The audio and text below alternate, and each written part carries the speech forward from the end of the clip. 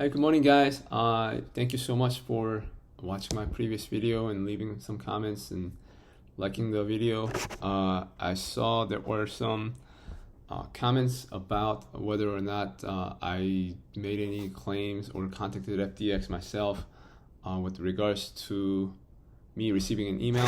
I did not. Again, it was a surprise that I received an email because I didn't even know this was going on. I knew they were filing bankruptcy. I just didn't know that I was gonna get something from it.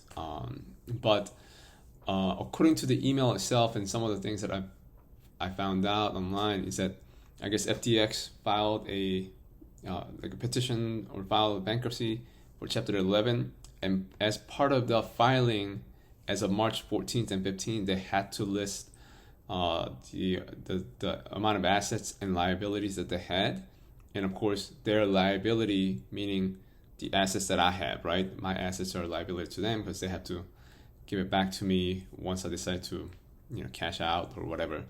So that's how I received this email saying, "Hey, I am one of the creditors that they had to, they owe me money to," and they said that it was calculated based on the balance of November 11th of 2022.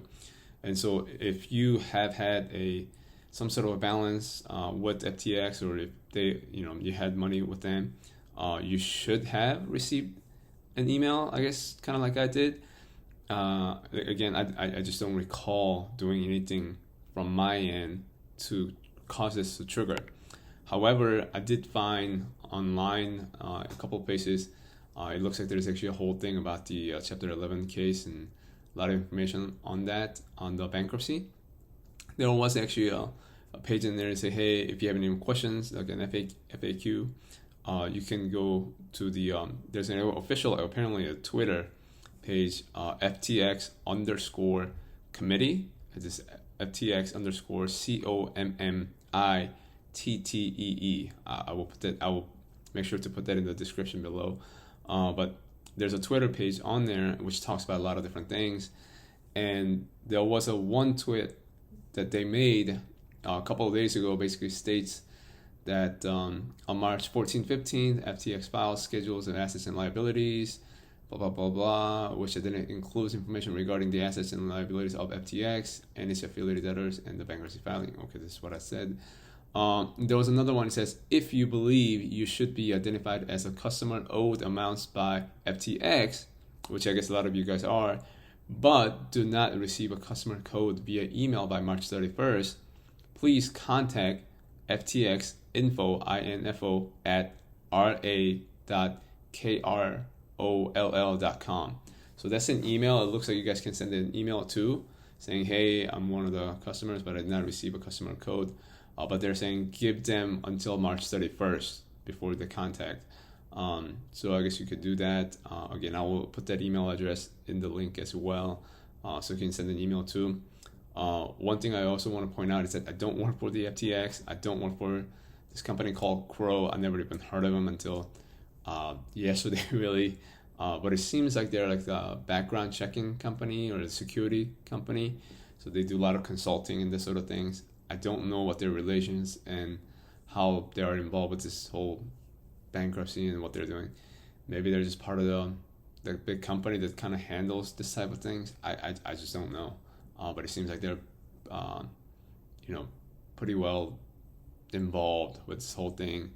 It seems like they're the one kind of handling the whole, the creditor side, I guess, or maybe they're handling the whole thing. I just don't know, but that seems like there's the email address, ftxinfo at ra.kroll.com. Now, I did also find and read on here that they, let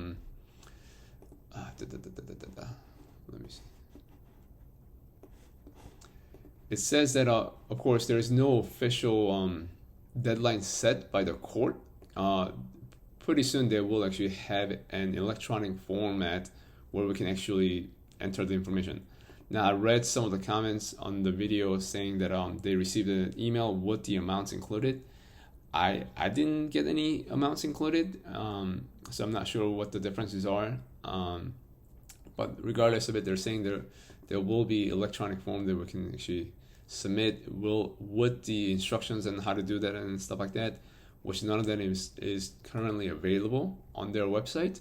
And they also have an address and a proof of claim form that you could physically download and print and sign and send it back.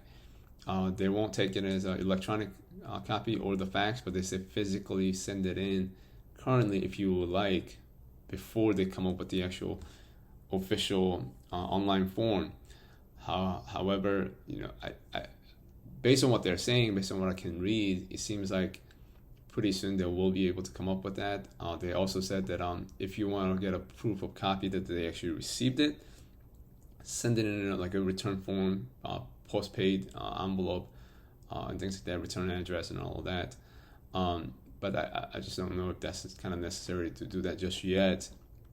I think the first thing is to kind of, again, wait until, I guess, the March 31st, and then possibly sending them an email following up saying, hey, I'm one of the creditors, but I haven't received any email with my customer code.